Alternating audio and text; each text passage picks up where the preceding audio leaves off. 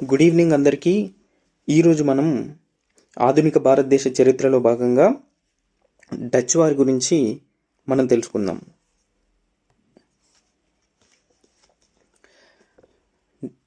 మన నెదర్లాండ్స్ దేశానికి చెందిన ప్రజలను డచ్ అని అంటారు.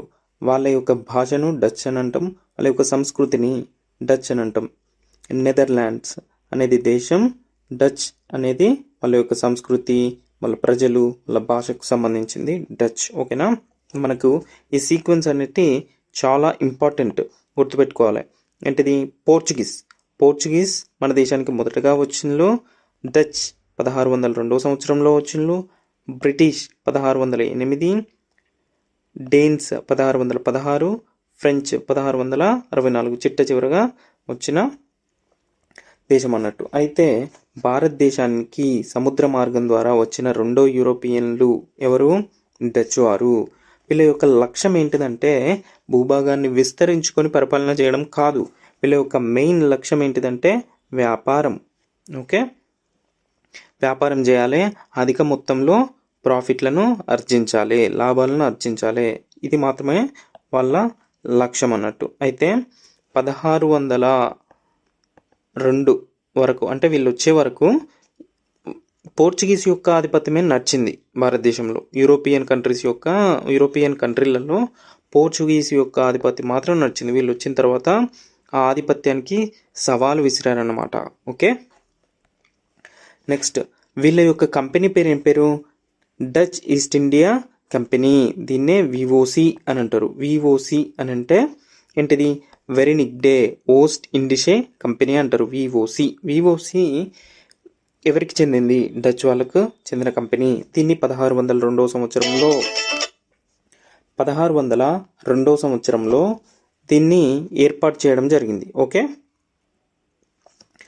ప్రభుత్వం అనేక చిన్న చిన్న కంపెనీలను కలిపి, అనేక చిన్న చిన్న వ్యాపార సంస్థలని అన్నిటిని కలిపి United east India company of Netherlands ను ఏర్పాటు చేసింది. దీన్నే మనం ఏంటిది? డచ్ ఈస్ట్ ఇండియా కంపెనీ అని అంటాం. దీన్నే విఓసి, వెరినిగ్డే ఓస్ట్ ఇండిషే కంపెనీ. దీంట్లో ఏ ఆప్షన్ ఇచ్చినా కూడా మనకు డచ్ వాళ్ళ కంపెనీ పేరు గుర్తుపెట్టుకోవాలి. ఓకే, నెక్స్ట్ వీళ్ళకు ప్రభుత్వం కొన్ని ప్రత్యేకమైన అధికారాలను అప్పచెప్పింది. ఏంటిదంటే యుద్ధాలు చేయొచ్చు, మీరు కోటలు కట్టుకోవచ్చు, మీరు సందులు కూడా చేయొచ్చు. సందులు మీన్స్ ఒప్పందాలు కూడా మీరు కుదుర్చుకోవచ్చు అని చెప్పేసి వీళ్ళకు ఒక ప్రత్యేకమైన అధికారాన్ని ఇచ్చింది. ఏంటిది? నెదర్లాండ్స్ ప్రభుత్వం. అలాగే వీరు నాణాలను కూడా ముద్రించుకునే అవకాశాన్ని కల్పించింది. నాణాలు ఎక్కడ ముద్రించింది అంటే పులికాట్, వీళ్ళ స్థావరం ఉంటుంది కదా, 1610 సంవత్సరంలో పులికాట్ ప్రాంతంలో వీళ్ళ యొక్క స్థావరాన్ని ఏర్పాటు చేసుకుంటారు. ఇక్కడ మనకు చంద్రగిరి రాజుల అనుమతితో వీళ్ళు బంగారు నాణాలను ముద్రించుకుంటారు. దీన్ని ఏమంటాం మనం? పగోడాలు అంటాం. పగోడా. Okay, right. నెక్స్ట్ వీళ్ళ యొక్క ఆర్థిక వ్యూహం ఎలా ఉండే అంటే భారతదేశంలో వస్త్రాలు సేకరించే వరకు మనకు మచిలీపట్నం అనేది కలంకారీ వస్త్రాలకు ఫేమస్. ఇక్కడ వస్త్రాలను సేకరించే వాళ్ళు. వీళ్ళు స్థావరము అంత ఆషామాషిగా స్థావరాన్ని ఏర్పాటు చేసుకోలే. అక్కడ ఉండే రిసోర్స్ని బట్టి వాళ్ళు స్థావరాలను ఏర్పాటు చేసుకున్నారు. మచిలీపట్నంలో రంగురంగుల కలంకారీ వస్తువులు సేకరించేవాళ్ళు. ఇవి తీసుకెళ్ళి ఇండోనేషియాలో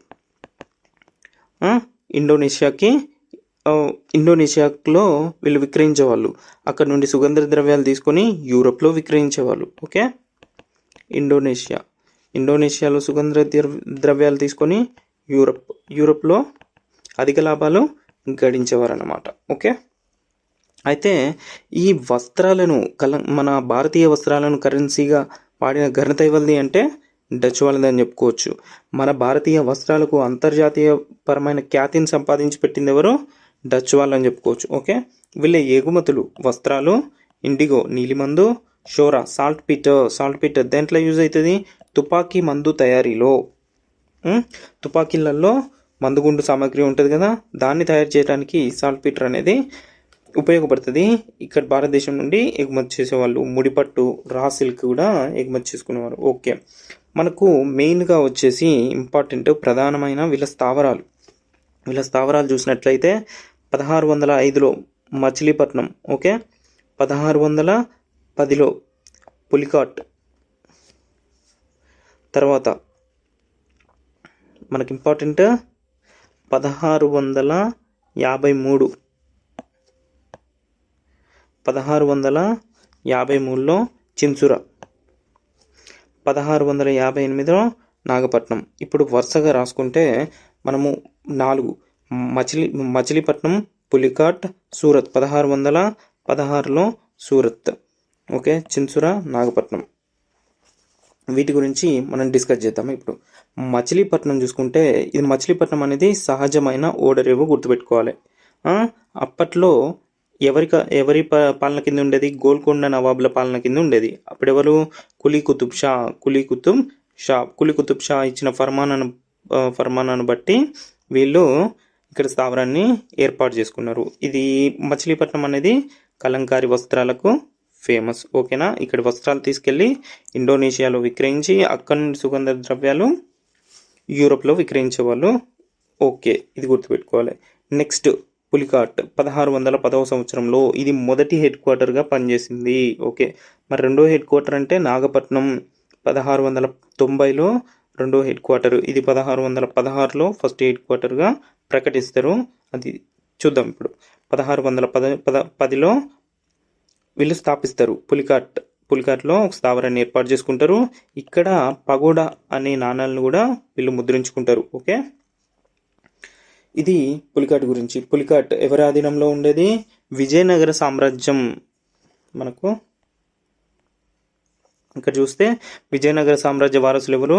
చంద్రగిరి రాజులు. వీళ్ళ ఆధీనంలో ఉండేదన్నట్టు. ఇక్కడ ఒక కోట కడతారు. ఏంటిది? ఫోర్ట్ గెల్రియా అనే కోటను ఇక్కడ నిర్మిస్తారు చంద్రగిరి రాజుల అనుమతితో. వీళ్ళ అనుమతితోనే పగోడాలను ముద్రిస్తారు, నాణాలను ముద్రిస్తారు. దాన్నే పగోడాలు అంటారు. 1616లో దీన్ని హెడ్ క్వార్టర్, అధికారిక రాజధానిగా ప్రకటిస్తారు అన్నట్టు. ఎప్పటి వరకు? 1690 వరకు. 1690 తర్వాత నాగపట్నం, ఇప్పటిదాకా మనం చూసినాం కదా, నాగపట్నం అది రెండో హెడ్ క్వార్టర్గా మారుతుంది 1690లో. నెక్స్ట్ మచిలీపట్నం, పులికాట్, సూరత్లో ఏం లేదు, ఇండిగో వస్త్రాలు, పొగాకును ఎగుమతి చేసేవాళ్ళు సూరత్ నుండి.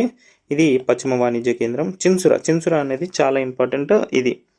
చిన్సుర అనేది వెరీ వెరీ ఇంపార్టెంట్. ఎందుకంటే బ్రిటిష్ వాళ్ళ ఫోర్ట్ విలియమ్స్ కలకత్తాలో ఉంటుంది. చిన్సురాలో వీళ్ళు కూడా మనకు ఒకటి ఏంటిది? గుస్తావస్, డచ్ వాళ్ళకు చెందిన కోట పేరు గుస్తావాస్. ఫోర్ట్ విలియం అనేది బ్రిటిష్ వాళ్ళకు చెందింది. దగ్గరనే కొన్ని మైళ్ళ దూరంలోనే ఉండేవారు. వీళ్ళకు ఏమైందంటే బ్యాటిల్ ఆఫ్ బెదారా అనే యుద్ధం జరుగుద్ది. ఓకే, ఇక్కడ డచ్ కోట ఫోర్ట్ గుస్తావాస్, బ్రిటిష్ కోట ఫోర్ట్ విలియం. వీళ్ళకి ఏమైందనంటే 1759 ఏం జరిగింది? బ్యాటిల్ ఆఫ్ ప్లాసీ తర్వాత మీర్ జాఫర్ అనేటోని పప్పెట్ రాజుగా నియమిస్తారు. ఓకే, తనకి బ్రిటిష్ వాళ్ళకి తగాదాలు జరుగుతాయి అన్నట్టు తర్వాత కాలంలో.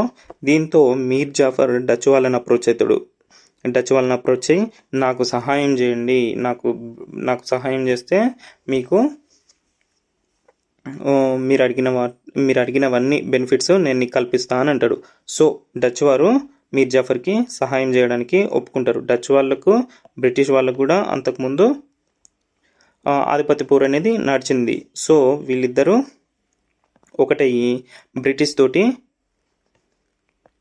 యుద్ధం చేస్తారు అన్నట్టు. బ్రిటిష్తో యుద్ధం చేస్తారు. దాన్నే బ్యాటిల్ ఆఫ్ బెదారా అంటారు. 1759లో జరిగింది. బట్ మీర్ జాఫర్ డచ్ వాళ్ళు ఓడిపోతారు, బ్రిటిష్ అనేది విన్ అవుతుంది. ఓకే, దీని తర్వాత డచ్ వాళ్ళు కంప్లీట్గా పతనం చెందుతారు అన్నట్టు. ఓకే, చిన్సుర అయిపోయింది. నాగపట్నం అనేది మనకు 1690లో దీన్ని హెడ్ క్వార్టర్గా చేంజ్ చేస్తారు. ఇది వ్యూహాత్మకమైన ప్రదేశం. నాగపట్నం ఎక్కడ ఉన్నది? ఇక్కడ. ఇది శ్రీలంకకు దగ్గరగా ఉంది, గుర్తించాలి. ఇది వ్యూహాత్మకమైన ప్రదేశం ఎందుకు అని అంటే, చూడు, శ్రీలంకలోని పోర్చుగీస్ స్థావరాలను ఆక్రమించడానికి ఇది వ్యూహాత్మకంగా ఉపయోగపడుతుంది. తర్వాత షిప్స్ ఏవైతే ఉన్నాయో, పడవలు మలక్కాకు చేరుకోవాలన్నా, ఇండోనేషియాకు చేరుకోవాలన్నా ఈ మార్గం నుండే రావాలి. ఇది విశ్రాంతి కేంద్రంగా కూడా ఉపయోగపడుతుంది. దీన్ని 1690లో హెడ్ క్వార్టర్గా మలిచారన్నమాట.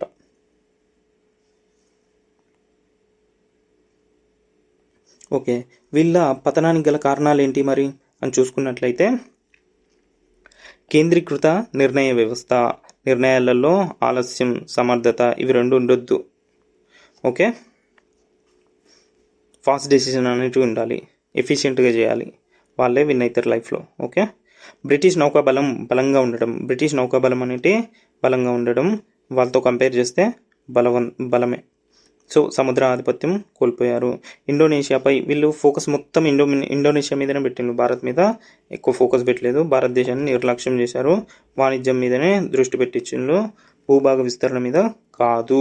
ఓకే, వీళ్ళ పాజిటివ్ మన కాంట్రిబ్యూషన్స్ ఏంటి అని అంటే, భారతీయ వస్త్రాలకు అంతర్జాతీయ మార్కెట్ని కల్పించిన ఘనత డచ్ వారు, అది గుర్తుపెట్టుకోవాలి.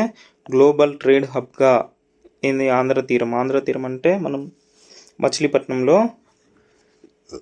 మచిలీపట్నంలో వీళ్ళ స్థావరాన్ని ఏర్పాటు చేసుకున్నారు, గ్లోబల్ ట్రేడ్ హబ్గా మార్చిండ్రు. దీని ఘనత కూడా డచ్ వాళ్ళదే, గుర్తుపెట్టుకోవాలి. Okay, thank you, good night.